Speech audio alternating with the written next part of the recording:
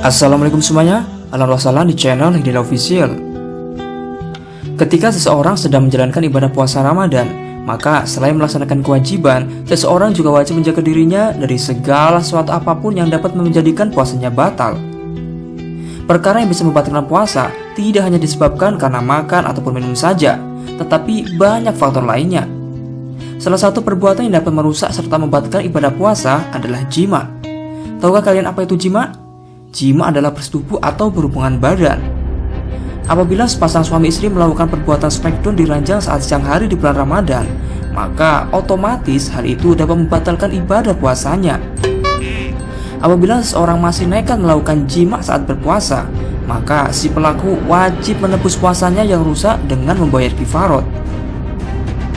Di balik sulitnya menahan hawa nafsu dan syahwat di bulan Ramadan, ternyata dahulu kala ada kisah lucu bin ngakak yang dilakukan oleh sahabat Rasulullah SAW. Sahabat Rasulullah itu nekat bersetubuh dengan istrinya karena tidak kuat mengendalikan sinyal 4G-nya.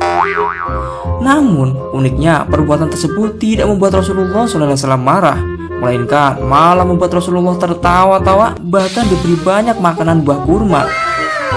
Berikut kisah lucu sahabat Rasulullah tersebut selengkapnya.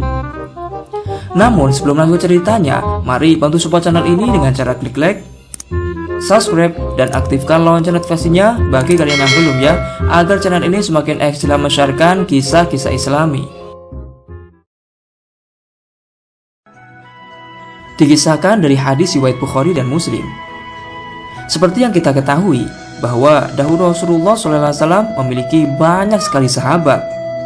Suatu ketika, ada salah satu sahabat Nabi yang mendatangi Rasulullah SAW dengan raut muka penuh penyesalan. Setelah berjumpa dengan sang Rasul, si pria itu lantas mengutarakan masalah besar yang barusan dia lakukan. Sahabat itu lantas berkata, "Celakalah diriku wahai Rasulullah, celakalah diriku wahai Rasulullah." Pria itu berkata dengan wajah ketakutan, khawatir, dan penuh penyesalan.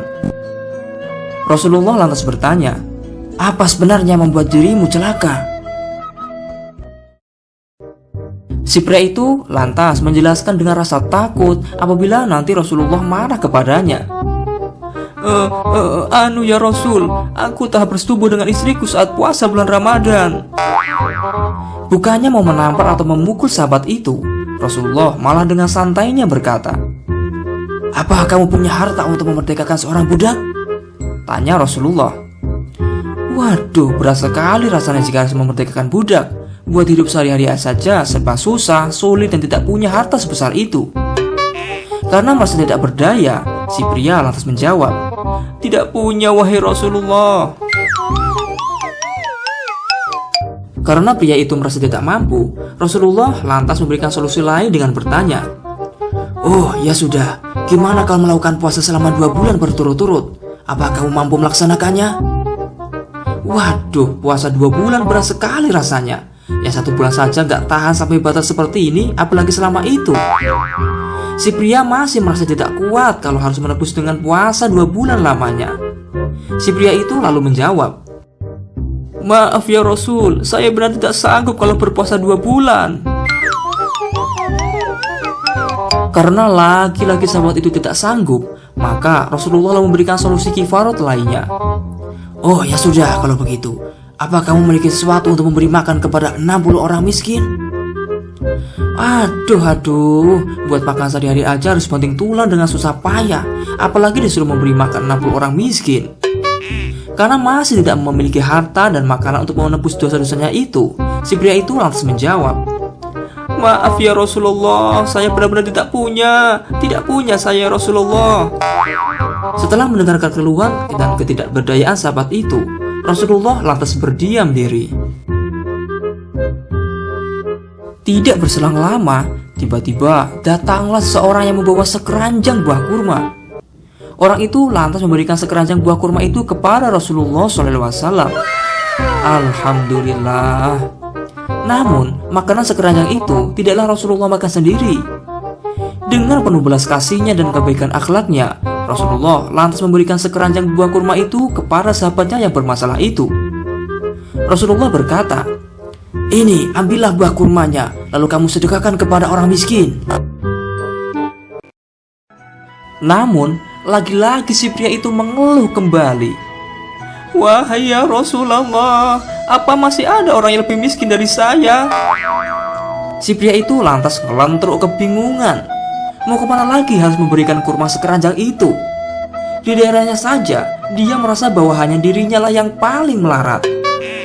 Pria itu lantas melanjutkan, "Ya Rasul, dari wilayah barat hingga timur, benar-benar tidak ada yang lebih membutuhkan selain diriku." Mendengar jawaban lucu dan kompak dari pria itu, Rasulullah SAW lantas tertawa-tawa hingga nampak gigi depannya yang indah. Subhanallah.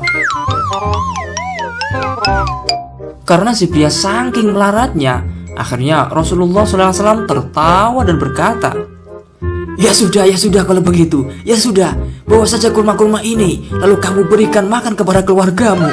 Silakan makan saja bersama keluargamu.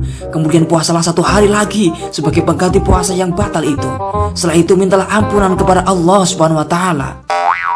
Alhamdulillah, akhirnya urusan si pria itu dapat teratasi berkat Rasulullah SAW.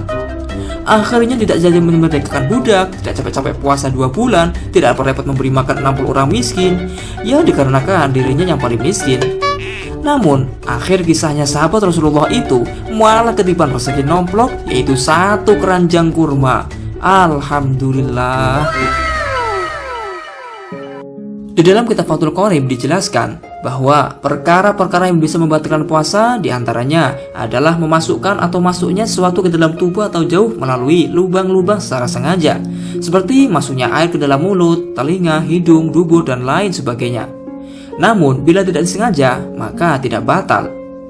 Perkara yang membatalkan puasa selanjutnya adalah memasukkan suatu benda ke dalam kubul atau dubur, baik dengan tujuan pengobatan maupun tidak. Selain itu, muntah secara sengaja juga dapat membatalkan puasa kita.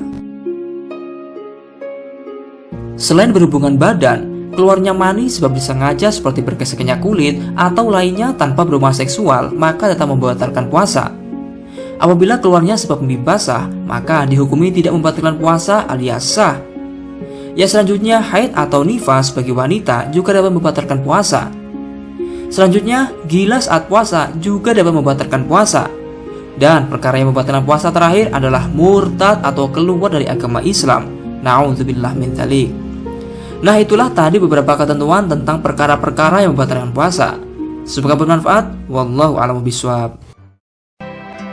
Kunjungi juga website resmi kami di alamat www.hidayailahi.com agar kalian bisa mendapatkan kisah dan cerita Islami lainnya secara gratis. Dan jangan lupa follow websitenya juga ya. Wassalamualaikum warahmatullahi wabarakatuh. Ila liqa, ma'assalamah.